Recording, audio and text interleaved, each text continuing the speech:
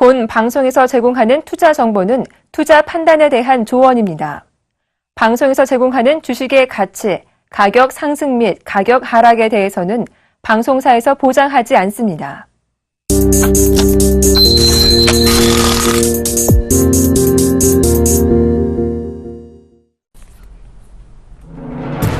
안녕하십니까. 2부로 다시 돌아왔습니다. 출발 증시와이드의 최혜린입니다.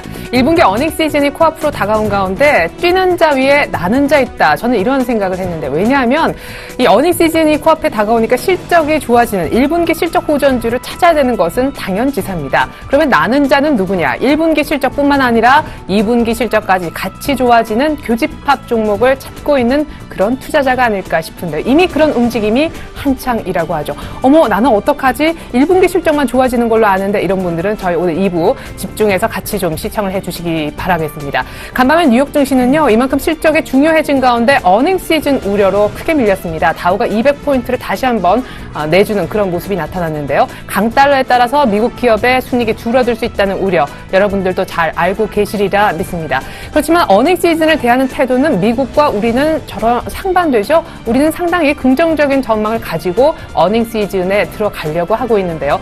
여러분들의 종목은 어떠신지 모르겠습니다. 오늘 일단 뉴욕 증시의 하락에 따라서 장 초반에 흔들림이 있겠지만 장 중에 중국의 3월달 제조 PMI 확정치가 두 군데서 연이어 나오게 됩니다. 만약에 예상치대로 안 좋게 나오면 안 좋게 나올수록 최근의 분위기대로라면 중국의 부양 기대감은 더 커질 수 있겠고요. 그렇게 되면 장 후반에 힘을 내는 전약 후강 패턴도 충분히 기대해 볼 수 있겠다는 생각 해보겠습니다.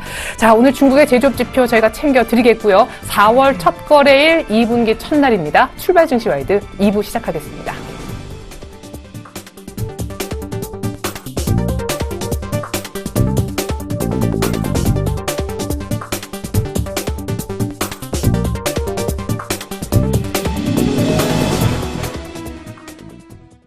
네, 개장 5분 정도 남겨두고 있습니다. 4월 첫 거래를 어제 너무 멋지게 마무리가 되었었기 때문에 막판 외국인들의 매수 덕분에 2040까지 회복했던 코스피. 외국인들의 이런 패턴은 오늘까지 이어질까요? 보통 외국인들이 장 마감에 사는 것은 좋은 신호로 읽히고 있는데, 오늘 예상 체결지수 확인해 보겠습니다.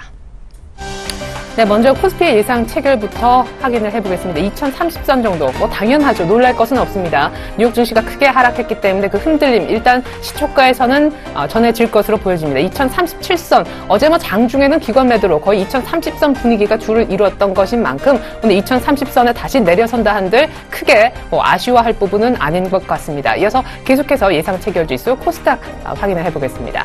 어제 650선 재돌파하는데 중심에는 모바일 게임주의 잇따른 그런 상승세가 있었었는데, 오늘 650선 유지하면서 크게 밀리지 않을 것으로도 보여지네요. 이 부분도 아주 특징적입니다. 실제 개장가는 열어봐야 알겠지만요. 이번엔 시가총액 상위주 모습 간단하게 살펴보겠습니다.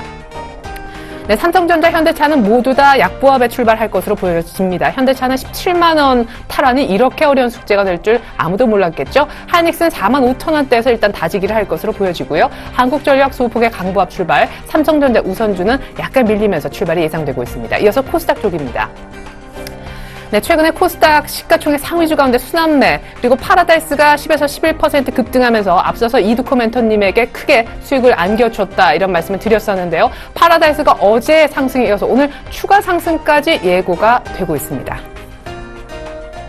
네, 오늘장 전망과 출발 상황 분석에 도움 말씀 주실 두 분의 전문가 소개해드리겠습니다. 스타인베스트먼트의 윤동식 대표님, 센플러스 이광무 멘토님 나와주셨습니다. 처음 뵙겠습니다. 두 분 안녕하세요. 네, 안녕하세요. 반갑습니다. 네, 개장 전 주목 포인트부터 좀 얘기를 들어보고 싶은데, 윤 대표님, 오늘은 어떤 게 가장 중요합니까? 예, 오늘 또 좀 우연찮게 만우절입니다. 만우절 같이 주가가 서프라이즈 같이 확 올랐으면 좋겠는데, 네. 오늘 증시가 그렇게 좀 갈련지 아닐런지 모르겠습니다. 전일 미국 증시가 이제 달러 강세 영향으로 이제 200포인트 가량 급락을 했는데, 이제는 다우존스가 200포인트, 300포인트, 1% 가량 급등, 급락하는 모습이 예전과 다르게 크게 와닿지는 않습니다. 왜 그러냐면, 이제 분기 마감함과 동시에 어떻게 보면 포트 조정이 이루어진과 그런 영향 때문에 주가가 많이 밀렸기 때문에, 오늘 우리나라 증시 종합주가지수는 크게 변동성이 없이 좀 시작을 할 거라고 생각을 하고 있고요. 저는 오늘 매매 패턴에서 외국인이 장 초반부터 좀 매도를 한다고 하면 기관이 어느 정도 받아주는지 아니면 장 초반에 외인이 매도가 안 나오게 되면 우리가 생각했던 것 같이 미국 다우존스 증시와 커플링이 좀 안 되지 않겠는가라는 생각을 갖고 있기 때문에 너무 우려스럽게 장을 바라보기보다는 실적 시즌에 아까 말씀하신 대로 실적 시즌에 맞춰가지고 실적이 좀 잘 나오는 기업을 이참에 좀 선별적으로 매수해서 좀 담아두시는 전략이 좋지 않겠는가라고 정리를 해드리겠습니다. 네, 시간은 없지만 어느 쪽 좋게 보세요? 저는 IT랑 건설 좋게 보고 있습니다. 아, 예, 알겠습니다. 증권주도 뭐 좋게 보고 있고요. 네. 또 뭐 또 하나 있으신 거 아니죠? 화학도 있긴 한데 그건 나중에 차차 좀 말씀드리겠습니다. 예, 알겠습니다. IT 건설 화학 오늘 처음 뵙겠습니다. 그래서 저는 오늘 약간 뷰를 또 알아야 돼서 IT 건설 화학 쪽 좋게 보시는 윤 대표님이신 것 같고요. 이광모 멘토님은요? 네. 우선 이제 주변의 시장의 분위기를 좀 알아야 될 것 같은데요. 네. 유럽에서는 경기 지표에 대한 부진의 이야기를 건넸다면은 미국 시장 안에서는 여러 가지가 달러 강세에 대한 뭐 실적 시즌에 대한 우려감을 좀 보였습니다. 그렇다면 우리 시장에 영향이 되었을 때는 우리 시장도 마찬가지로 실적에 대한 이야기가 좀 드려질 수 있을 것 같은데요. 미리부터 주심한다라면은 충분히 시장에 대한 대응 전략 가능하다고 생각되고 있습니다. 이미 뭐 시장에서 알려진 바처럼 뭐 산업 부진에 대한 부분들이 시장에 대한 뉴스가 확인되고 있기 때문에요. 실적 부진이 예상되는 기업들은 미리 피해간다라면은 다른 섹터에서는 충분히 승부가 잘 나올 수 있는 그런 시장이다라고 보시면 좋을 것 같습니다. 우선 해외 증시에 대한 여러 가지 상승 기조가 좋기 때문에 경기 부양책 우리나라 안에서도 추가적이 나온다라면은 충분히 시장에 대한 좋은 종목들이 많기 때문에요. 일단 실적이 부진되는 것들을 미리 피하는 것도 하나의 방책이다라고 보시면 좋을 것 같습니다. 네, 그럼 역시 같은 질문인데 반대로 좀 드려보겠습니다. 어닝 쇼크가 예상되는 반드시 이 섹터는 좀 어려워진다. 이런 섹터가 있으면. 우선은 아직까지는 글로벌 시장이 완벽하게 돌아섰다라고 보기 좀 어렵기 때문에요. 네. 여러 가지 경기 부양 정책을 만들어내고 있긴 하지만은 기존에 뭐 글로벌 시장이나 동향이 밀접하게 되고 있는 산업재 종목군들은 아직까지는 힘들지 않을까라고 생각되고 있습니다. 여전히 업종 차트를 좀 보시더라도 산업재 관련된 뭐 기계, 철강과 같은 종목군들은 여전히 업종 지수 부진한 모습들을 확인하고 있는데요. 네. 그 외 종목이라면은 IT 관련된 신성장 종목이라든지 새롭게 뜨고 있는 제약바이오 섹터에 대한 성장주들 바라보시는 게 또 하나의 유익한 정보가 되지 않을까라고 생각되고 있습니다.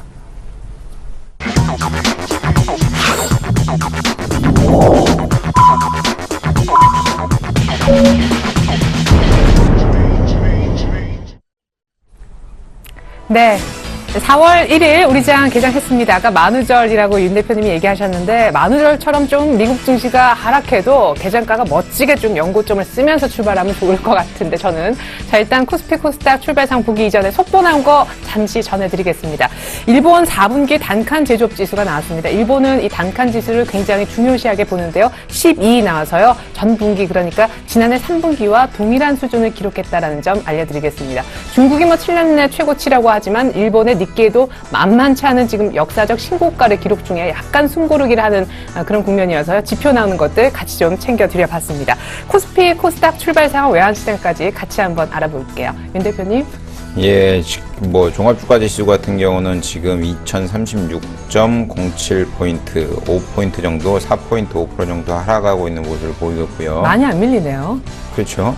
코스닥 증시 같은 경우는 0.3포인트 하락한 650.18포인트에서 상승한 하락 출발을 하고 있는 상황인데 네. 이제 종합주가지수부터 놓고 본다고 치면 어제 뭐 좀 강하게 상승을 해서 외인의 강력한 매수세 힘이 뭐 좀 마감을 했었는데 오늘 같은 경우도 시초가 자체를 5일선 위에서 좀 상승을 하고 뭐 출발을 하고 있는 모습을 보이고 있기 때문에 오늘은 차트보다는 매매 패턴에 대해서 조금 눈여겨보시면서 트레이드 하시는 전략이 가장 좋지 않겠는가라고 생각을 하고 있고요. 코스닥 지수 같은 경우도 어제 같은 경우도 5일선 위에서 시작을 하고 볼린저를 이제 상단을 좀 뚫을까 말까 하는 이 모습을 띄고 있는데 네. 전형적인 우량한 종목의 차트를 어떻게 보면 최근 2015년도 코스닥 지수만 놓고 보면 뭐 이평선도 우상향으로 돌려 있는 상황이 보고 네. 뭐 정배열 상태에 볼린저 상단도 계속 올려가면서 뭐 올라가는 모습을 보이고 있기 때문에 지금 현재 종목을 보유하고 계신 분들이라면 좀 장을 두렵다, 좀 어렵다 이렇게 생각하시기보다는 지금 이런 장에서도 수익을 낼 수 있는 종목들 아니면 자기가 가지고 있는 종목들이 수익이 꾸준히 나고 있는 종목이라면 오히려 홀딩하시는 전략이 가장 좋은 전략 아닌가라고 정리를 해드리겠습니다. 네. 자, 이렇게 해서 저희가 마치 종목으로 본다면 시장 차트는 지금 너무 좋은 차트를 그려주고 있다. 기술적인 분석도 좀 해주셨는데요. 수급 분위기 한번 들여다보겠습니다. 어제 외국인들의 동시호가, 장 마감 동시호가에서 600억 추가 매수. 그렇지만 선물에서는 꽤나 많은 매도. 이게 뭘 의미하는 건지, 기관의 오늘 수급은 어떤지요? 멘토님? 네, 일단은 오늘 장 초반의 분위기는 양 매수세로 코스피 지수가 진행되고 있고요. 네. 반대적으로 코스닥에서는 조금은 매물이 좀 출회되고 있는 모습 확인하고 있을 것 같습니다. 다만 이 전체적인 시장의 흐름을 좀 봤을 때는 아직까지 전일 오전자 흐름과 비슷하게 연출되고 있다고 보시면 좋을 것 같은데요. 일단은 전일 같은 경우에는 지수 상승 출발했지만은 수급적으로 했을 때 뚜렷한 방향성을 보여주지 못했습니다. 네. 때문에 장중 조정의 모습을 좀 확인했었는데 오늘 장 초반의 분위기에서도 외국인에 대한 수급주의가 뚜렷하게 방향성을 보이는 수급의 모습은 아니기 때문에 장 초반의 분위기 안에서는 종목에 대한 조심스러운 관측도 좀 필요할 것이다 라는 생각되고 있습니다. 물론 지수가 하락 출발했기 때문에 선 조정 출발했지만 아직까지는 수급에 대한 방향성이 뚜렷하게 진행되고 있지 않기 때문에요. 일단 외국인에 대한 수급은 장 후반까지 좀 더 길게 지켜보시는 게 좋을 것 같습니다. 상대적으로 기관에 대한 수급은 조금은 그것도 방향성을 좀 보여주고 있는데요. 여러 가지 대외적인 변수가 있는데도 불구하고 기관에 대한 수급은 긍정적으로 좀 바라볼 수 있을 것 같습니다. 하지만 이 기관의 수급을 좀 평가를 했을 때는 최근에 기조의 시장 움직임은 외국인에 대한 수급에 따라 방향성을 결정하고 있기 때문에요. 기관이 담고 있는 일정한 수급에 대한 섹터들은 중요하겠지만은 전체적인 시장에 대한 방향성은 아직까지는 좀 미비하다라고 보시면 좋을 것 같습니다. 일단 오전장의 초반은 아직까지는 시장에 대한 눈치 보기 장세가 진행되고 있다라고 보시면 좋을 것 같습니다. 네. 자, 눈치 보기 수급이 지금 진행 중인데 시장도 뭐 0.1, 0.2% 정도밖에 빠지지 않고 있습니다. 뭐 수급까지 포함해서 봤을 때 아직 개장한 지 얼마 안 지나서인지 큰 흐름은 포착이 안 되는 그런 상황이 되겠습니다. 윤동식 대표님, 어제 증권주가 아침에는 바짝 했는데 뭐 오후장 들어서는 상승폭이 약간은 줄었었거든요. 그럼에도 불구하고 뭐 핫한 섹터임에는 분명하지. 오늘은 어떤 업종이 뜨고 있나요?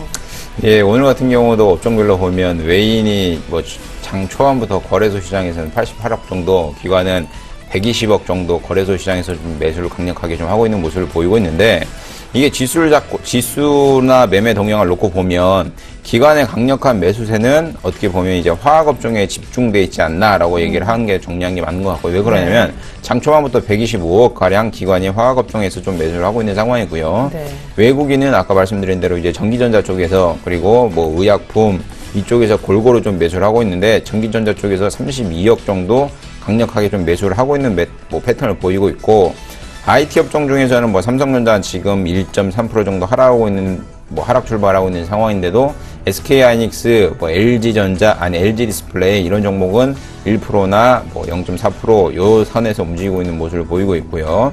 화학업종 같은 경우는 LG화학이랑 롯데케미칼이 어떻게 보면 좀 플러스로 해서 좀 장 초반에서 시작하는 모습을 보이고 있으니까, 전체적으로 장을 놓고 보면 외인의 매수세의 힘이 증시가 조금 버티지 않겠는가, 좀 하방으로 밀릴 가능성보다는 상방을 좀 열어놔야 되는, 아니면 보합을 좀 바라봐야 되는 시점이 아닌가라고 정리를 해드리는 게 맞는 것 같고요. 네. 증권업종 같은 경우는 요 근래 많이 오르죠. 전체적으로 삼성전자증권 같은 경우, 미래에셋 대신 유한타 같은 경우는 오늘 좀 1% 이상 상승하는 모습을 보이고 있고, NH, 현대증권 전체적으로 이제 플러스 모습을 보이고 있는데, 제가 저번 주에 나와가지고 증권업종에 대해서 좀 얘기를 했었습니다. 얘기를 했었는데, 그 중에 탑픽 두 개를 꼽자면 NH투자증권이랑 현대증권을 꼽자고 말씀을 드렸는데, 왜 그러냐면, 증시가 우리가 생각했던 것보다는 많이 올라오진 않았습니다. 코스피 지수 같은 경우는 지금 2050포인트 요 선에서 움직이고 있기 때문에, 어떻게 보면 증권주들보다는 종합주가지수가 크게 올랐다고 얘기하기에는 좀 어폐가 있는 상황인데도 불구하고, 현대증권이나 NH투자증권 같은 경우 가파르게 상승하고 있는 모습을 보이는데, 왜 그러냐면 제가 저번에 말씀드렸듯이 양다리, 연애와 비슷하게 이게 이호재도 있고, 주식이 상승했을 때 이호재도 있고, 또 내부적으로 다른 모멘텀이 섞어 있는 종목이라면 분명히 타 증권주들에 비해서는 가파르게 상승하는 모습이 나올 거라고 말씀드렸는데, 그거에 맞춰가지고 좀 현대증권이랑 NH투자증권 이런 종목에 대해서 좀 눈여겨보시는 전략이 좋지 않겠는가라고 정리를 해드리겠습니다. 네, 여전히 NH투자증권, 현대증권 좋게 보신다라고 얘기해 주셨고요. 기관의 오늘 화학주 쪽에 장초반 강한 매수가 특징적이다라고 얘기를 해 주셨습니다. 앞서 출발 증시와이드 1부에서는 화학주 가운데 롯데케미칼을 좋게 보는 우리 신승현 대표님의 언급도 있었었죠. 이번엔 외환시장 출발 상황 들여다보겠습니다. KB 외환선물 정경팔 팀장님 연결해보죠. 팀장님 안녕하세요. 네, 안녕하세요. 네, 달러와 강세 기조가 다시 좀 시작됐다라는 느낌입니다. 어제 장중에 1110원이 잠깐 뚫렸었는데 오늘 출발은 어떻습니까? 네, 오늘 서울 외환시장은 어제 종가 대비 60전 하락한 1108원 90전에 개장했고요. 개장 이후에는 개장가를 고점을 낙폭을 좀 더 키우면서 1107원 50전까지 하락했습니다. 이 시간 현재는 1107원 70전에 거래되고 있습니다. 오늘 환율이 약보합세로 출발하는 것은 지난 새벽 국제 외환시장에서의 위험 회피 현상을 반영하고 있습니다. 어제 발표된 미국의 3월 소비자 신뢰지수와 3월 시카고 PMI 지수가 전월 대비 호조를 보였습니다만 시장 흐름에 큰 영향을 주지는 못했고요. 대신 국제 유가의 하락과 달러 강세에 대한 부담감으로 뉴욕 증시가 큰 폭으로 하락하면서 위험 회피 심리가 시장을 지배했습니다. 미 국채 금리가 하락세를 이어갔고요. 외환시장에서는 달러화 대비 엔화의 강세와 호주 달러의 약세 등 전형적인 위험 회피 장세가 나타났습니다. 원화의 경우는 위험 회피 분위기를 반영한 약세 압력과 또 일본 엔화와의 동조화 현상을 반영한 강세 압력을 동시에 받는 모습을 보여주었고요. 달러원 1개월물은 유럽과 뉴욕 여객 시장을 거치는 동안 뚜렷한 방향성을 보이지는 못했습니다. 현물 환율로 환산해서 어제 서울시장 종가 대비 45전이 하락하면서 뉴욕 여객 시장을 마감했습니다. 달러원은 최근 들어서 유로 달러와의 동조화가 강화되는 모습을 보여주었습니다만 지난 새벽 뉴욕장에서의 모습은 달러 엔과의 동조화 영향 역시 달러원 흐름에 아주 큰 부분을 차지하고 있다는 점을 보여주었고요.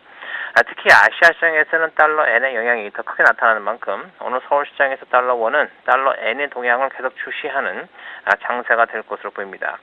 달러 엔은 미국의 3월 고용지표의 발표를 앞둔 경계감과 위험 회피 심리를 동시에 반영하면서 120엔을 전후한 박스권 흐름에서 아직 벗어나지 못하고 있고요. 이 때문에 달러 원 역시 추가 상승에는 제한을 받는 흐름을 보일 것으로 예상됩니다. 달러 원은 지난달 26일 장중에 1,100원을 기록한 이후 어제까지 반등세를 지속했고요. 어제는 장중 한때 1,112원 50전까지 상승하기도 했습니다. 그러나 어제 서울 외환시장은 장중 고점으로부터 3원이 하락한 1,109원 50전에 마감했는데요. 그만큼 이전의 저항선으로 작용했던 1,112원대에서 차익 실현이 강하게 나타나고 있다고 보겠습니다. 오늘 달러 엔의 흐름을 반영하면서 차익 실현이 추가로 나타날 가능성을 배제할 수 없고요. 이번 주 금요일 미국의 성금요일 휴장을 앞두고 국제금융시장이 비교적 조용한 흐름을 이어가고 있는 만큼 서울시장에서 역시 좁은 범위에서의 흐름이 이어질 수 있겠습니다. 달러 원의 단기적인 방향성은 이번 주말에 발표되는 미국의 3월 고용지표 결과에 따라서 결정될 것으로 보이는데요. 만약 미 고용지표가 다시 한번 크게 호재를 보이면서 달러 강세가 재점화될 경우 달러 원은 1,112원을 안정적으로 상향 돌파할 수 있겠고요. 이 경우 다음 저항선은 1,124원이 될 것으로 예상하고 있습니다. 오늘 달러 원은 1,104원에서 1,112원 사이로 전망하고 있습니다. 네, 달러엔 흐름 감안해 봤을 때 그리고 기술적으로 1112원 저항대였던 점을 감안해 볼 때 약간 또 원달러가 주춤할 수 있겠지만 고용지표 좋게 나오면 1114원까지 열릴 수 있는 그런 상황이다라는 얘기 들어봤습니다. 정경팔 팀장님 감사합니다. 감사합니다.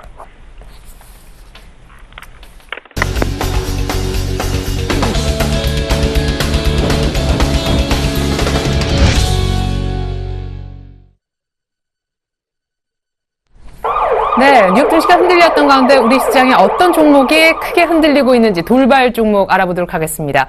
페인트주를 얘기해야 될 것 같아요. 원자재 가격 하락에 따라서 지금 주가가 훨훨 날고 있습니다. 유가 하락의 수혜주다. 며칠 전에 이번 주 월요일이었던가요? 살짝 언급이 됐었는데요. 조광 페인트가 현재 9% 넘게 급등합니다. 한편 코라우 홀딩스는 신차와 해외 시장 확대 기대감 때문에 역시 주가 흐름이 상당히 좋은데 페인트 관련주 코라우 홀딩스 윤 대표님이 먼저 짚어주시죠.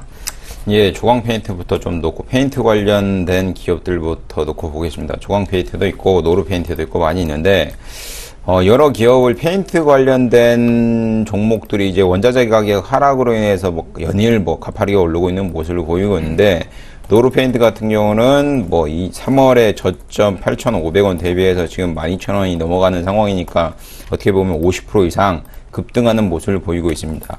정유 섹터와 같이 페인터 섹터도 어떻게 보면 원자재가 하락, 뭐 원자재 가격 안정세, 유가 하락으로 인해서 강력하게 수혜를 보고 있는 종목들, 그리고 매출이 강력하게 커가는 기업들이 아닌가라고 생각을 하고 있고요. 그거에 발맞추어 가지고 최근 3월에 들어서 외국인의 수급이 매우 좋아지게, 외국인의 수급이 강력하게 좀 매수세를 나타내고 있는 모습을 보이고 있습니다.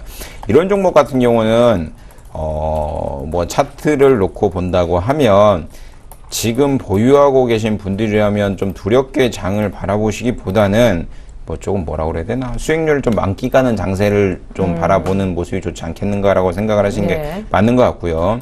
주봉상으로 놓고 보건, 월봉상으로 놓고 보건, 일봉상으로 놓고 보건, 결국은 우상향하면서 전형적인 연고점을 깨면서 52주 신고가를 깨면서 올라가는 모습을 보이고 있기 때문에, 뭐 유가가 지금 뭐 40불대죠. 40불대니까 결과론적으로는 정유 화학 섹터나 원자재 관련 뭐 페인트 이런 기업들의 실적은 좋을 건 뭐 분명합니다. 뭐 안 열어봐도 분명히 나올 거라고 생각을 하고 있기 때문에 1분기 실적이 오픈되기 전까지는 이런 상승 기조를 뭐 유지하고 있는 기업들의 주가는 당연히 계속 좀 올라가는 뭐 패턴이 보이지 않겠는가라고 생각을 하고 있고요.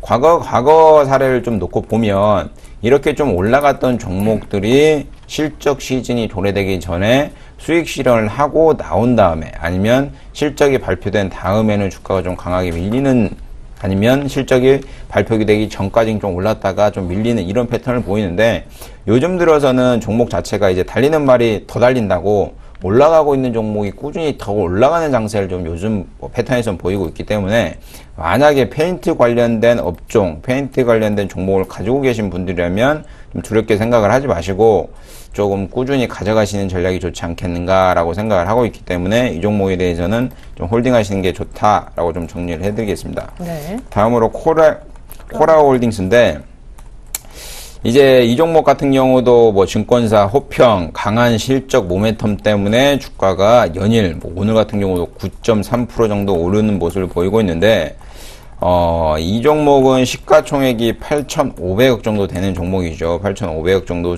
뭐 되는 종목인데, 뭐 저 밸류에이션이다. 그리고 실적이 괜찮다. 해외 시장에 뭐 매출이 신차와 해외 시장 확대 기대감 때문에 주가가 연일 올라간다. 뭐 기업의 실적이 연일 좋아질 거다. 이렇게 지금 뭐 발표가 꾸준히 되고 있는 상황인데, 이런 종목들 또한 결국은 누가 사냐? 뭐 기관이 사든지 외국인이 사든지 뚜렷한 매수 추세가 있는 거죠. 이 종목 같은 경우는 최근 상승을 이끌었던 거는 외국인의 강력한 뭐 3월 초반, 3월 중반부터 강력한 매수세에 힘입어 주가가 쭉 올라가고 있는 상황인데, 이런 종목 같은 경우도 지수가 지금 코스닥 지수가 상대적으로 많이 올라왔죠. 거래소 대비해서 상대적으로 많이 올라왔는데, 이런 종목 같은 경우도 좀 너무 겁먹지 마시고요. 최근 뭐 하나 둘 셋 넷 6거래일 7거래일째 기관이 꾸준히 매수를 하고 있는 상황이기 때문에 수급상의 변화가 크게 뭐 좀 나타나지 않는다라고 하면 너무 두렵다, 뭐 너무 많이 올라왔으니까 겁을 먹는다,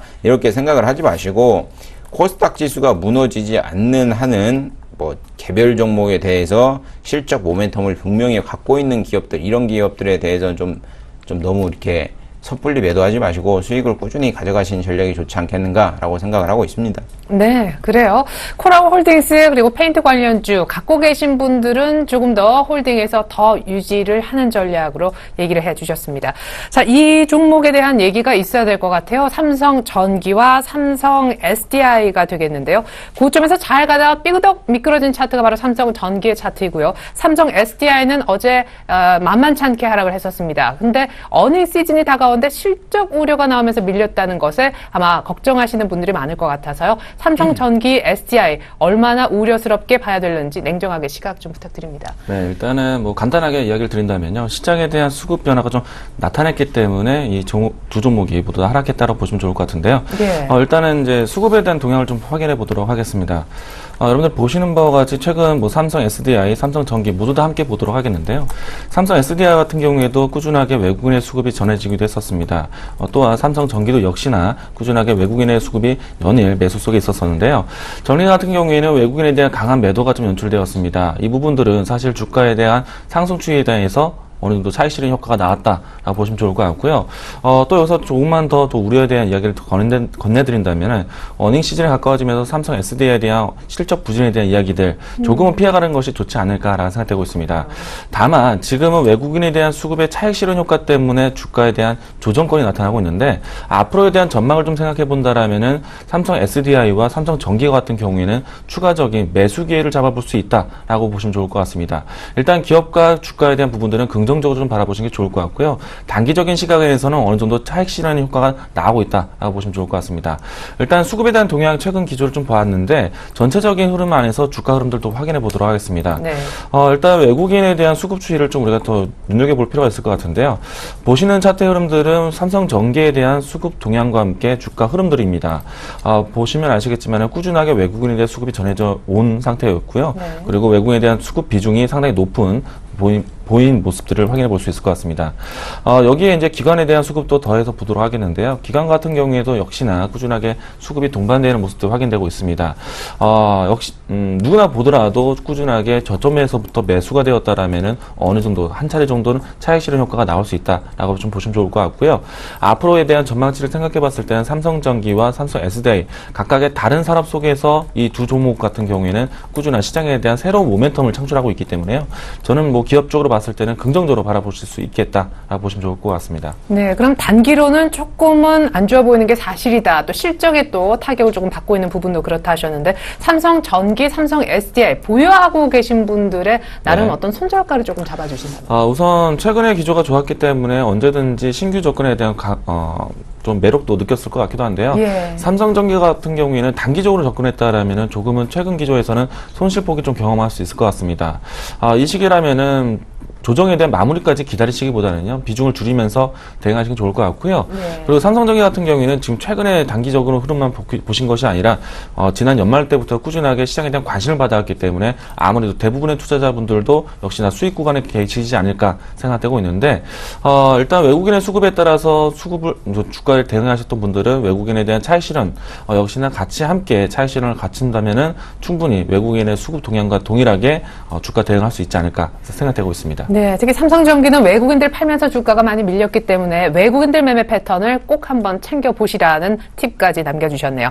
자, 이번에 화장품주 한번 보겠습니다. 화장품, 오늘은 조용할까 했는데 오늘 일단 참고로 모바일 게임은 좀 조용한데요. 화장품이 다시 들썩입니다. 아모레퍼시픽, LG생활건강 또 한 번 신고가를 내고 있고 한국화장품 제조, 한국화장품 이쪽은 또 한 번 상한가 근처까지 말아올리고 있습니다. 갖고 계신 분들 정말 축하드리겠는데요.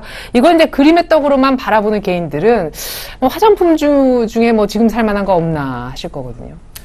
글쎄요. 없나요? 예, 좀 너무 많이 오르지 않았나라고 생각을 하고 있고요. 한국 화장품 제조 같은 경우 지금 투자 경고 종목까지 지정이 된 상황이고, 예. 어제 같은 경우 미국계 사모펀드죠. 칼라인에서 이츠스킨 기업을 2조 원대 매수하겠다라고 보도가 나온과 동시에 코리아나 같은 경우도 오늘 상한가 14.79%, 한국 화장품 같은 경우도 지금 상한가, 한국 화장품 제조 같은 경우도 상한가. 아모레퍼시픽 같은 경우는 개인이 사는 사람이 있을까요? 워낙 비싸서. 그렇게 생각을 하기 때문에 못 사고, 아모레퍼시픽 같은 경우도 이거 보면 400만 원이 간다 안 간다 얘기가 있는데 지금 338만 원. 비싸죠. 33만 원이면은 예. 액면 분할을 한다니까 33만 원의 시기가 조만간 오긴 할 건데, 네. 그래도 하기 전까지는 외국인의 강력한 매수세에 힘입어 주가가 좀 오르고 있는 상황을 보이고 있고요. 네. LG생활건강 같은 경우도 과거에 60만 원 이때였는데 엊그제만 봐도 80만 원. 네, 잠시만요. LG생활건강 85만 5천 원. 작년 하반기 10월만 보더라도 뭐 40만 원대 요 상황인데 중국인들이 들어와서 면세점에서 막 설화수 사고 막 화장품 사고 하니까 요즘은 화장품뿐만 아니라 종합적으로 보면 중국과 관련됐다고 날아갑니다. 맞아요. 예. 뭐 위메이드도 그렇고 엊그제 게임주 날아가는 거 보셨죠? 예. 근데 이게 과연 좋냐? 중국에 제가 알기로는 모바일 게임 관련된 기업들이 1000개의 기업들이 넘습니다. 근데 그 중에 매출이 흑자를 내고 있는 기업은 다 몇 프로? 1%밖에 안 됩니다. 그렇기 때문에 중국에 나간다 한들 뭐 화장품은 물론 좋겠죠. 화장품은 뭐 요요커의 사랑을 뭐 꾸준히 받고 있는 기업이기 때문에 좋을 텐데 지금은 중국이란 단어만 붙여가지고 주가가 좀 너무 많이 올라가지 않았는가라고 생각을 하고 있기 때문에 지금 신규 매수하기에는 조금 어폐가 있지 않나. 예. 굳이 이렇게 실적이 어느 정도만 뭐 실적이 막 100% 200% 이렇게 상승하면 당연히 따라붙어야 되는 상황인데 그런 상황이 아닌데도 불구하고 주가가 이렇게 좀 중국과 관련됐다 해서 막 쭉쭉쭉 가는 걸 보면 네. 조금 어폐가 있지 않나 하기 때문에 개인이 조금 이 종목을 따라 사시기에는 개인의 영역은 좀 벗어나지 않았나라고 생각을 하시는 게 좋지 않나라고 정리를 해드리겠습니다. 사실 어제 탑5였나요? 어제 그저께 탑5였나요? 저희가 11시에 종목 괜찮은 거 5개 추려서 탑픽주까지 뽑는 그런 시간이 있는데요. 코스맥스 같은 종목은 뭐 괜찮다 이런 얘기도 있었거든요. 그렇죠. 100만 원대 하는 또 종목도 아니고 사실. 그러니까 이게 그런 것 같아요. 예. 화장품 주 중에 그나마 안 오른 게 가지 않냐? 예, 제일 저평가되어 있는 종목. 네, 사면. 가지 않냐? 그 얘긴 얘긴 좋죠. 뭐 물이 반절 남았네, 반절밖에 안 남았네. 요런 맥락이랑 거의 비슷하다고 보시면 될 것 같은데 네. 코스맥스 같은 경우도 지금 뭐 2% 3% 올라가지고 4,000원 오른 14만 500원 요 상황에서 지금 주가가 좀 올라오고 있는 모습을 보이고 있는데 이 종목 같은 경우도 전형적인 이제 13만 원을 뚫냐, 13만 5천원, 13만 7천원 이 매물대를 뚫냐 안 뚫냐에 따라서 향후 주가가 좀 많이 틀려질 거라고 생각을 하고 있는데 자 간단한 것 같습니다. 종합주가 지수가 그러니까 예를 들어 뭐 코리아나나 아니면 LG생활건강이나 뭐 한국화장품 뭐 많이 있죠. 이런 대형 화장품 기업들이 주가가 차익 실현 매물로 밀린다. 네. 그럼 코스맥스는 안 밀릴까요? 아, 예. 저평가됐지만 분위기가 이제 고평가된 것들이 같이 밀리면은 사실 그렇죠. 밀리는 같이 예. 갈 수밖에 없기 때문에 네. 물론 기업 자체가 저평가되기 때문에 딴 종목이 밀려서 적정 가치가 와도 코스맥스 같은 경우는 더 올라가지고 적정 주가를 찾아야 되는데 그런 소나기를 굳이 저평가 주라고 해서 같이 맞아버리기에는 조금 어폐가 있지 않나라고 생각을 하고 있기 때문에 전체적으로 업황 자체가 너무 많이 올라와 있는 기업들 그리고 올라와 있는데 아직까지는 못 따라와 있는 이런 코스맥스 같은 기업들 같은 경우는 장기적인 관점에서 시장을 바라보기보다는 이미 타 종목이 많이 올라왔는데 못 올라왔으니까 기술적으로 슈팅이 약간은 나을 것이라는 접근을 관점에서 접근을 하셔야지 예. 비슷하게 갈 거다 이런 알겠습니다. 생각을 가지고 좀 예. 접근하기에는 좀 어폐가 있다라고 정리를 해드리겠습니다. 네, 화장품 업황 자체 지금 고평가라고 볼 수 있기 때문에 거기서 뭐 저평가된 종목 고르고 그러진 말자라는 얘기셨습니다. 정말 아닌 게 아니라 중국 관련되면 오늘 다 오릅니다. 오리온 120만 원 뚫어서 52주 신고가고요. 뭐 대현 그리고 MK 트렌드 이런 아주 오래간만에 보여지는 이런 패션주들도 뭐 중국 성장 스토리 갖다 붙이면서 다 오르고 있다는 점 알려드리겠습니다. 동아 ST가 급등하고 있어요. 유럽 쪽에 신약 지금 팔 수 있는 허가가 떨어졌다고 하죠. 그 모멘텀이 이어지고 있는 그런 모습이고요. CJ 헬로비전은 바닥권에서 쑥쑥쑥쑥 나흘 연속 급등합니다. 어떤 모멘텀이 있는지 두 종목 알아볼까요? 네, 우선 동아에스트 같은 경우는 제약바이오세타인데요. 네. 올해 같은 경우는 제약바이오세타에 대한 산업 동향도 중요할 것 같습니다. 새로운 키워드를 찾아가시는 게 새로운 성장성을 확인할 수 있을 것 같은데요. 신약에 대한 임상 효과는 예전부터 꿈을 여러 가지 모멘텀으로 작용했지만 어떤 신약을 어떤 임상 효과를 겪고 갔는지를 좀 확인해 볼 필요가 있을 것 같습니다. 우선 앞으로에 대한 바이오 시뮬러 효과라든지 혹은 여러 가지 항생제, 항암제 이와 같은 키워드를 가지고 있는 신약이라든가 임상 효과를 거듭하면은 시장에 대한 새로운 먹거리가 될 수 있는 있는 성장성을 확인해 볼 수 있을 것 같고요. 일단 동아 ST 같은 경우에서도 마찬가지로 신약에 대한 효과가 항생제로 하여금 올라왔습니다. 뭐 다른 여타의 뭐 여러 다양한 뭐 제약에 대한 부분들이 있겠지만은 그중 안에서도 항암제와 항생제에 대한 효과를 좀 기대해 보시기 바라겠고요. 이 부분들에 대한 그 이야기를 더 낸다면요. 뭐 다른 뭐 여러 가지 그 특허에 대한 부분들이 해제가 되는 시기가 올해 같은 경우입니다. 뭐 아시겠지만 여러 가지 관절염이라든지 뭐 항생제에 대한 여러 가지 신약에 대한 과거의 특허권들이 풀어지면서 복제 시밀러라든지 이런 부분들이 활성화될 수 있는 시장이기 때문에요. 항생제라든지 항암제에 대한 신약 효과를 갖출 수 있는 기업들을 좀 유심히 볼 필요 있겠다 보시면 좋을 것 같습니다. 네. 이제서 이제 동아 ST가 빛을 보고 있다라고 보시면 좋을 것 같고요. 앞으로도 시장에 대한 주목을 받을 수 있는 신약 효과도 기대해 보시면 좋을 것 같습니다. 일단은 주가를 지금 현재 보더라도 긍정적으로 바라보시면 좋을 것 같고요. 단기적인 시각 안에서도 충분히 매력적인 종목이다 보시면 좋을 것 같습니다. 다음은 CJ 헬로비전을 보시면 좋을 것 같은데요. 우선 CJ 헬로비전이 최근 기조가 상당히 가파르게 진행되고 있습니다. 여러 가지 방송 규제에 대한 완화라든가 혹은 여러 가지 세로에 대한 그 케이블 TV 시장에 대한 확대 부분들을 좀 예상하면서 올라왔는데요. 저는 이 단기적으로 했을 때 많이 올라왔지만은 앞으로 장기적인 시장에 대한 스토리를 본다라면은 다소 여러 가지 그 지역 방송에 대한 캐파가 커지고 있지만은 네. 앞으로 계속해서 통신과 결합 상품을 이룰 수 있는 섹터로 많이 전환될 것이다 예상되고 있습니다. 따라서 가지고 있는 분들이라면은 저점에서 매수했던 분들이라면은 차익 실현을 좀 거두시는 게 좋을 것 같고요. 기존에 오랫동안 물려있던 분들은 이제서야 손실폭을 만회하는 기간으로 보시고 매도 관점에서 보시는 게 좋을 것 같습니다. 네. 일단 당장을 했을 때는 지역에 대한 케이블 TV 시장이 구조적으로 걸치고 있기 때문에 긍정적인 효과를 볼 수 있겠지만은 연말로 갈수록 이 TV 시장에 대한 부분들이 다른 산업 동향으로 변화가고 있기 때문에 정기적으로 봤을 때는 조금은 멀리 보시는 게 좋을 것 같습니다. 네. 자, 뭐 속보 아닌 속보 좀 전해드리겠습니다. 코스닥이 6년 10개월 만에 최고치를 장중에 돌파했습니다. 쬐끔이긴 한데 조금씩만 올라도 최고치잖아요. 전해드리겠습니다. 651.28까지 찍었고요. 지금 651선 정도로 상승 전환을 했고 빨간불로 일단 불색깔이 바뀌었다라는 점 알려드리겠습니다. 참고로 현재 코스닥의 수급은요. 개인의 매수, 순매수만으로 집계가 되고 있습니다. 자, 이렇게 해서 저희가 특징주 계속 짚어보고 있는데 아까 잠깐 제가 여쭤보고 싶은 그런 부분이 있었어요. 동아 ST 제약주 가운데도 뭐 없나 찾고 계신 분들이 혹시 계실까 봐요. 동아 ST 같은 거는 지금 매수하기 너무 늦었는지. 네, 일단 단기적인 시간에서는 조금은 트레이딩 관점으로 대응하시는 게 좋을 것 같고요. 네. 그리고 좀 장기적인 관점을 봤을 때도 역시 동아 ST가 항생제라든지 항암제에 대한 효과를 좀 기대할 수 있기 때문에요. 장기적인 포지션이라면 충분히 접근도 가능할 수 있다라고 생각되고 있습니다. 다만 이 부분들이 조금 바닥권에서 탈출하는 기조이기 때문에 다소 그전에 있었던 분들이 오랜 기간 동안에 물려있는 분들도 있을 것 같습니다.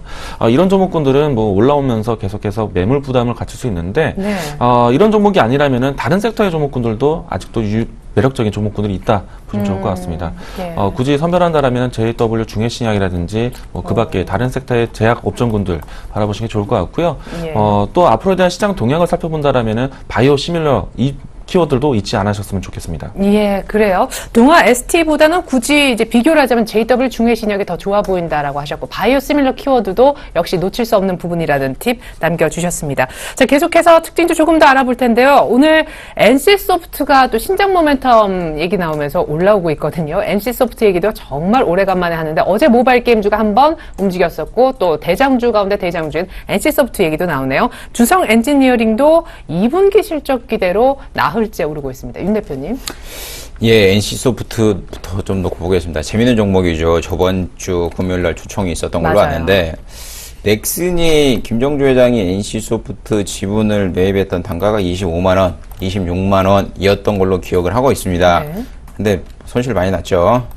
근데 김정주 회장이 맞춰가지고 김택진이가 이제 주가 방어한다고 그래가지고 MOU를 했죠. 넷마블이랑 했던가 했었는데 맞아요. 네. 이번에 금요일날 문제가 있어가지고 좀 이렇게 고성이 오갈 거라는 시장의 기대와 다르게 조용히 끝났습니다. 조용히 끝났는데 어제 중국 쪽으로 이제 텐센트와 업무 제휴를 해가지고 모바일 게임을 유치를 할 거다라는 기사기 때문에 주가가 급등을 하고 있는 모습을 보이고 있는데 텐센트와 퍼블리싱 계약을 해가지고 신작 게임을 중국 쪽으로 출시를 할 거다. 텐센트 쪽에서 올해 60종 이상의 게임을 진출할 것이다 라는 모멘텀을 가지고 주가가 올라가고 있습니다. 근데 제가 방금 전에 그 기술적인 이런 종목 분석을 하기 전에 뭐 지분 얘기를 좀 했죠. 이런 얘기를 왜 했냐면 결과론적으로 말씀을 드리면 언젠가는 분명히 지분과 관련된 이슈가 다시 한번 터질 겁니다. 이 지분과 관련된 이슈로 인해서 18만 원대부터 주가가 23만 원 이선까지 30%가량 올라간 걸 보면 언젠가는 다시 한번 그런 모멘텀을 받고 주가가 올라가고 있기 때문에 제가 아까 장 시작 초반에 했을 때 여러 가지 모멘텀을 가지고 있는 기업들이 어떻게 보면 시장에 발빠르게 좀 수익을 내고 대응을 할 수 있는 종목이 아닌가라고 정리를 해드렸었는데 이런 기업들 또한 여러 가지 모멘텀을 같이 갖고 있기 때문에 좀 눈여겨보시는 전략이 좋을 거라고 판단되고 있고요. 네. 18만원대, 이 17만원대, 이 전형적인 이 가격대에서는 뭐 주가가 온다고 하면 기회가 온다고 하면 매수하셔가지고 좀 가져가시는 전략도 좋지 않나. 근데 오히려 반대로 박스권의 상단은 19만 원대 돌파하고 사는 건 어떨까요? NC소프트. 그냥 개인의 투자 패턴 같은 경우는 그게 매우 간단한 것 같아요. 개인의 투자 같은 경우는 5일선이 이탈되면 자르고 5일선을 올라타면 매수하고 이게 좋은데 네네. 개인이 그렇게 사서 트레이드를 하시기에는 뭐라고 그래야 되나? 쉽게 물릴 수 있는.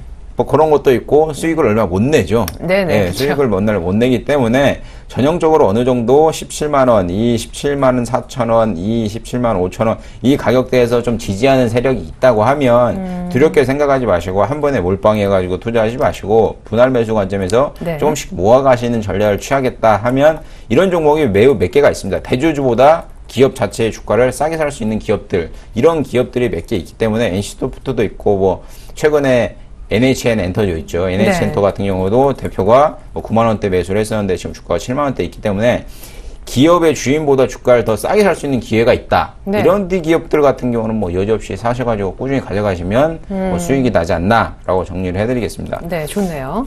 주성 엔지니어링요. 예, 다음으로 이제 주성 엔지니어링인데 네. 2분기 실적이 좋을 거다. 뭐 그러죠. 월요일에 상한가 났어요. 근데 참 이게 어폐가 있는 것 같습니다. 기업을 운영하는 사람이 2분기 안 좋을 것 같아요. 3분기에도 안 좋을 것 같아요. 전 이런 얘기하는 기업 오너는 한 번도 본 적이 없습니다. 네. 그 얘기인 즉슨 그러니까 이게 전형적인 한국 종목들의 매매 패턴 같은데 4분기 실적이 안 좋으니까 뭐 내년 1분기엔 좋을 거다. 내년 2분기엔 좋을 거다. 이런 기대 심리 때문에 주가가 많이 올라가고 있어요. 지금 놓고 보더라도 1분기 매출 같은 경우나 영업이익 같은 경우가 전년 대비해서 15.3%, 81.2% 감소한 326억, 10억 기록이에요. 네. 근데 2분기에 영업이익이 507억, 81억을 나타낼 것이다. 그러니까 나타낼 것이다. 좋아질 것이다라는 거기 때문에 주가가 좀 올라가고 있는 모습을 보이고 있는데 이런 종목을 가지고 장기적으로 투자하신다. 좀 말리고 싶고요. 네. 단기적으로 수익 내고 짧게 수익 내시고 나오신 전략이 좋지 않나라고 생각을 하고 있습니다. 네, 알겠습니다. 주성 엔지니어링 오늘까지 흐름은 좋아 보이지만 이거 올라탈 종목은 아니다. 갖고 계신 분들의 수익 실현 매도 사인을 오히려 내셨습니다. 간단하게 두 종목만 좀 보고 갈게요. 아까 제약주 얘기해 주셨던 우리 이광무 멘토님께 한미약품의 오늘까지 이어지는 며칠간의 어떤 조정, 이것이 정말 깊은 조정의 시작인 건지 또한 일시적 조정으로 끝날 조정인지 한미약품이 워낙 제약 바이오, 특히 대형주의 어떤 대장주 역할을 했었기 때문에 이 부분의 시그널 분석을 조금 요청을 드릴 거고요. 포스코 오늘 또 신저가 갈아치웠습니다. 작년 9월에 36만 원 하던 주가가 지금 23만 원, 24만 원이 뭡니까? 버핏이 또 포스코 지분 전부 다 털어냈다라는 소식까지 더해지면서 분위기는 더 흐려지고 있네요. 네. 우선 이제 한미약품 이야기 네. 드린다면요. 뭐 최근의 조정이 아니라 좀 긴 기간을 본다면은 그동안의 급등에서 이제서야 이제 차익 실현 효과가 나오는 것이 아닌가라 볼 수가 있겠고요. 일단은 보유자의 영역 안에서 대응하셨던 분들이라면은 뭐 지금 구간이라면 어느 1차적으로 차익 실현 자리가 되지 않았나 생각되고 있고요. 신규 접근하신 분들 혹은 신규 접근을 의심하신 분들은 다소 트레이딩 관점에서는 조금은 시선을 한 발짝 뒤에서 보시는 게 좋을 것 같습니다. 예.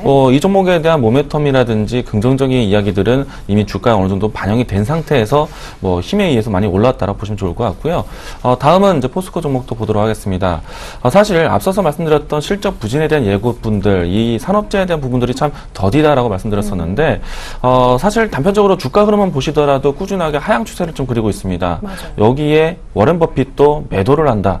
그렇다면 주가에 더 악재가 끼어진 것이 아닌가라는 생각이 들고 있는데 검찰 수사도 있었고. 네, 우선 뭐 여러 가지 그 오너 리스크부터 해서 여러 가지 뭐 세무 조사 사실 기업에 대한 신뢰감 회복이 좀 우선일 것 같습니다. 주가를 바라보시기 전에 우선 기업에 대한 신뢰도 회복까지 좀 기다리시는 게 좋을 것 같고요. 워렌 버핏이 한동안 20조 가까이 매수를 했다라는 기대감으로 한 차례 정도 시장에 대한 기대감도 가졌지만은 우선 가장 중요한 건 기업의 신뢰도가 회복이 좀 중요할 것 같습니다. 일단 신규 접근에 대한 자제 부분들 이야기 드리도록 하겠습니다. 네, 근데 갖고 계신 분들은 이제 본의 아니게 장기 투자가 되는 그런 네. 종목인데 이렇게 신저가를 계속 경신할 때 뭐 팔 수는 없지만 비중이라도 어떻게 좀 줄여갔으면 좋겠는데 계속 신저가를 네. 경신하니까. 맞습니다. 뭐 사실은 우리가 속된 말로 땅굴 파는 종목군들은 잡지 말자고 맞아요. 얘기하는데 또 어떻게 보면 떨어지는 칼날의 모습이기도 합니다. 사실은 뭐 빅베이스 효과가 나타날 수도 있습니다. 충분히 악재에 대한 이야기들이 항상 얘기가 되었고 네. 이제는 악재 소멸 구간을 기대할 수도 있겠는데 그런 시기를 기다리기엔 아직까지는 기약이 없는 뭐 시간에 대한 그러니까 기다림이 아닌가. 기다릴수록 더 빠지잖아요, 지금. 네, 맞습니다. 저는 최근에 뭐 25만 원 미타를 했을 때 충분히 비중을 좀 조절하는 시기가 있었지 않나 생각되고 있는데 네. 지금은 당장에 또 손실이 또 의미 없는 구간까지 내려올 수도 있습니다. 뭐 퍼센테이지 했을 때 10% 미만의 손실이라면은 지금이라도 늦지 않게 비중을 줄이시는 게 좋을 것 같고요. 그러니까 실적도 안 좋을 네. 거라 하셨잖아요. 네. 사실은 이 빅베이스 효과라는 게 언제나 다시금 또 나타날 수도 있습니다. 네. 뭐 실적에 대한 부진 이야기는 항상 얘기가 되었었고, 뭐 실적에 대한 앞으로 대한 턴어라운드를 기대하는 뉴스가 나올 때 맞아요. 이것이 이제 시장에 대한 경제 용어로 빅베이스 효과가 나올 수도 있다라고 볼 수 있는데 사실 그건 야구가 된 부분들이 아니라 아직도 시간적인 기다림을 기다려야 하기 때문에 저는 주가에 끌려다니기보다는 다시 시장에 대한 새로운 먹거리가 준비되어 있는 성장성이 있는 기업들을 살펴본다면 충분히 손실 펴고 만회할 수 있지 않을까. 그 부분들이 필요한다라면 이 방송을 꾸준하게 지켜보셔야겠죠. 그래요. 포트폴리오에 포스코 비중이 높으신 분들은 정말 조금 고민이 많이 되실 것 같아요. 자, 이제 전략을 좀 세워보도록 하겠습니다. 앞서 오늘 두 분 좀 수고해 주셨는데 마지막 전략은 또 남겨주시고 가셔야 되겠죠. 윤동식 대표님, 전략하고 더불어서 아까 화학섹터 좋게 보신다 하셨기 때문에 혹시 뭐 탑픽주 하나라도 말씀해 주시고 가시죠. 예, 전략. 참, 어려운 검서, 쉬운 검서, 뭐 점쟁이가 되라, 뭐 이런 건데. 근데 뜬구름 잡는 얘기 말고요. 이렇게 좀 구체적인 전략. 예. 글쎄요, 저는 그렇게 생각합니다. 기업 자체라는 게 결국은 주주들에게 돈을 빌려서 운용을 하는 회사죠. 예. 그런데 매출이 안 나온다. 주주에게 이익을 분할하지 않는다. 그거는 기업이 아니라고 생각을 합니다. 그렇기 때문에 지금 상장된 기업이 1900개 가까이 되는데 그 중에 적자, 물론 적자가 나오는 상황에서 적자로 돌아서는 기업의 매출이나 차트는 기가 막힙니다. 네. 근데 그렇게 위험한 종목에 자기가 열심히 일해서 번 돈을 투자하고 싶은 사람이 과연 몇 명이나 될까요? 라고 생각을 하고 있고요. 네. 그렇기 때문에 이제 다음 주부터 삼성전자가 실적 발표하죠. 목요일, 금요일 삼성전자 실적 발표하는데 실적 시즌이 도래함과 동시에 실적이 좋을 것 같은 종목들에 대해서 선별적으로 투자하시는 전략이 좋을 거라고 판단하고 있고요.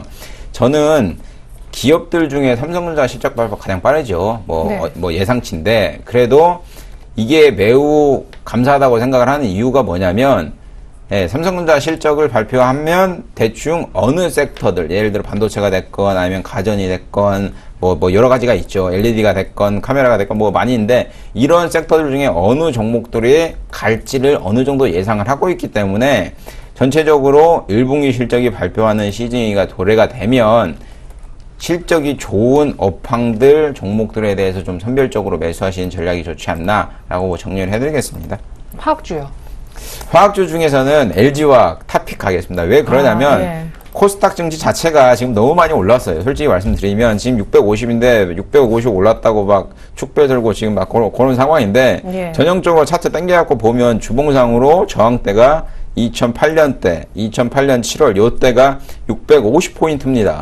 그럼 결국은 코스닥 많이 갔죠. 거래소 많이 못 갔죠. 네. 그러면 커플링이 안 돼 있는 상황에서 거래소가 따라가건 아니면 코스닥이 무너지건 둘 중에 하나인데 그러니까 지금 같은 경우에는 코스닥 종목들이 매우 뭐 긍정적으로 가고 있는 상황인데도 불구하고 조금 불안하게 가시방 뭐 얼음길을 좀 걸어가고 있는 모습을 보이고 있기 때문에 중소형주보다는 대형주 그리고 업황 탑픽 종목을 좀 선별적으로 매수하시는 전략이 좋지 않나라고 생각을 하고 있습니다. 예, 그래요. 대형주가 조금 좋아 보이는 것 같다. 화학 섹터 가운데 특별히 한 종목 꼽으라면 LG화학이다. 얘기까지 감사합니다. 이광무 멘토님은요? 네. 우선 이제 시장의 기조가 좀 엎치락뒤치락 하고 있는데요. 뭐 주변에 대한 문제들도 있기 때문에 네. 전체적인 변수는 계속 상존하고 있다고 볼 보실 수 있을 것 같습니다. 뭐 시장이 계속해서 눈치 보기 장세이긴 하지만요. 우리가 시장을 두고 매매를 하는 것이 아니라 시장을 두고 투자하는 것이 아니라 종목을 선별하는 거기 때문에 맞아요. 지금은 종목에 더 집중할 필요가 있다라고 생각되고 있습니다. 만약에 시장의 기조에서 종목에 대한 움직임이 좀 더딘다. 그래도 지금은 종목을 쥐고 갈 때가 아닌가라는 생각되고 있기 때문에요. 시장에 대한 적극적인 개입도 필요하고 종목에 대한 선택 그리고 집중도 필요한 시장이다. 일단 긍정적인 말씀을 좀 전해드리고 싶습니다. 네, 좀 좋게 보시는 종목 그래도 네. 한두 개라도 아까 뭐 JW 네. 중의신학 얘기하셨고 우선 뭐 지금 당장의 뭐 일주일 승부가 아니라 예. 미래에 대한 새로운 성장성을 본다라면은 시장에 대한 업황 트렌드를 좀 보시기 좋을 것 같고요. 그렇다면 앞서 말씀드렸던 뭐 JW 중의신학 뭐 앞으로 중동 시장까지 진출한다는 이야기가 더해지고 있기 때문에요. 뭐 긍정적으로 바라볼 수 있겠고 섹터로 봤을 때는 전체적으로 제약바이오에 대한 부분들을 긍정적으로 좀 바라보고 있습니다. 또한 이제 우리 시장에 대한 절반을 가지고 있는 IT 사실 네. 삼성전자에 대한 흐름들을 통해서 먹고 사는 기업들이 참 많은데 일단은 IT에 대한 새로운 바람도 많이 불고 있습니다. 스마트 기기 시장에서 스마트 가전 시장으로 전환되고 있는 시점이기 때문에요. 새로운 신기술이라든지 새로운 신성장을 할 수 있는 IT 트렌드도 보신다면은 충분히 긍정적인 시장을 대응할 수 있지 않을까 생각하고 있습니다. 네, JW 중의신약 외에 IT 섹터 좋게 보신다는 이광무 멘토님까지 얘기 모두 들어봤습니다. 지금까지 스타인베스트의 윤동식 대표, 샘플러스 이광무 멘토님의 전략 확인해봤습니다. 두 분 수고 많으셨습니다. 감사합니다. 네, 고맙습니다.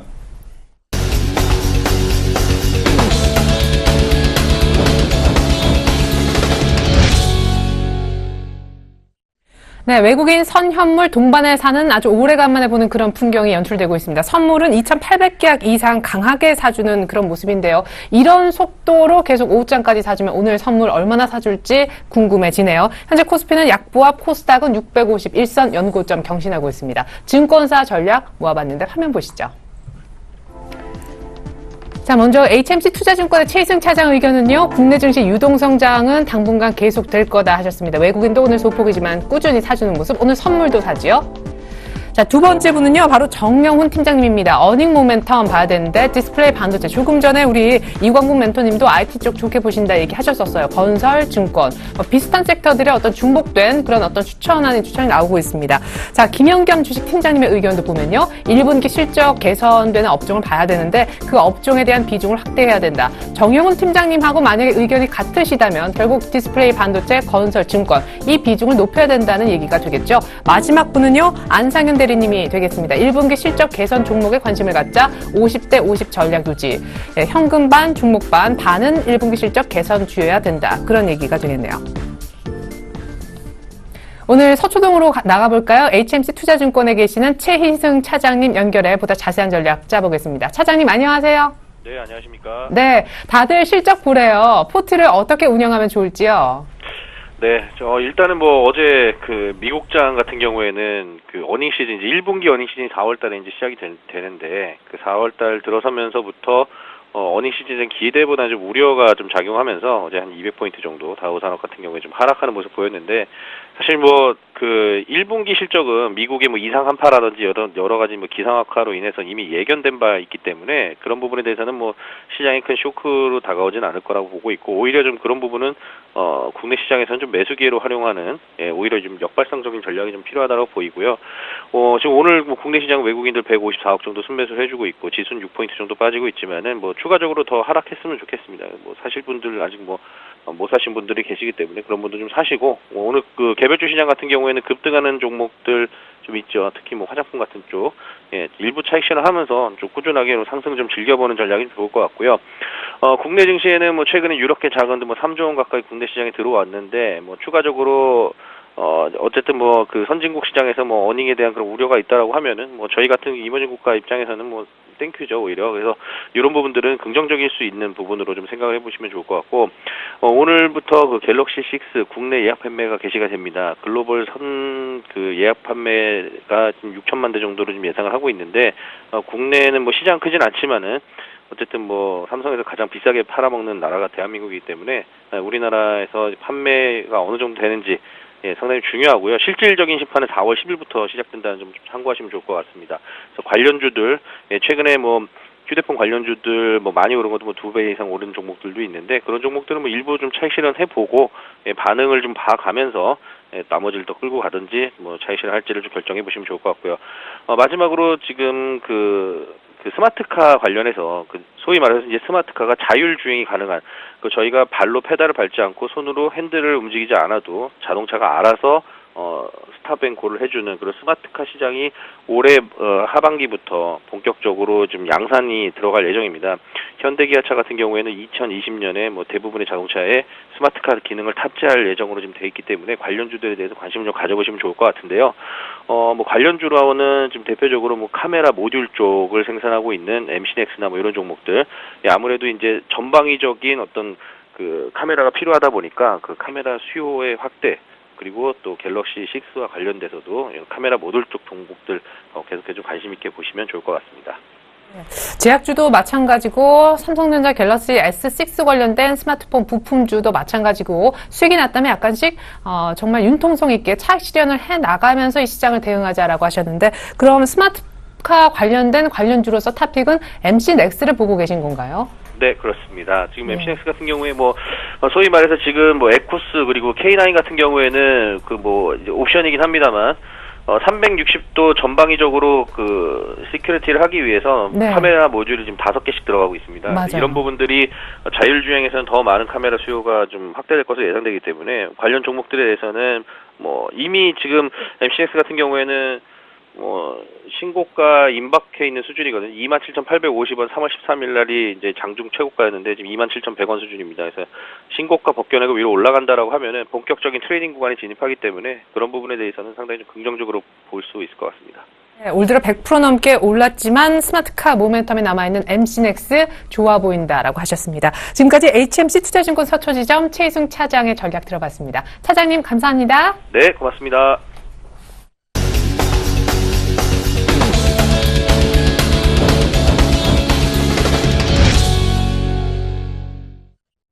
네, 4월 첫날 2분기를 처음 시작하는 오늘 양시장 분위기 나쁘지 않습니다. 미국 증시가 다우지수 200포인트 이상 크게 빠질 정도로 어닝 시즌의 우려로 눌렸던 것을 감안해보면 시초가도 괜찮았고요. 코스피는 약간만 눌린 2030선 중반 정도로 그리고 있습니다. 외국인들의 매수도 잡히고 있는 그런 상황인데요. 코스닥은 오히려 장중에 연중 최고가를 다시 썼으니까. 그렇지만 오늘 장중에 조금 뒤에 중국의 3월 제조업 지표 확정치가 두 군데에서 동시에 나온다는 점 잊으시면 안 되겠습니다. 실적 호전주로 포트폴리오 채우세요. 잠시 후 저는 증시 탑5로 다시 오겠습니다. 고맙습니다.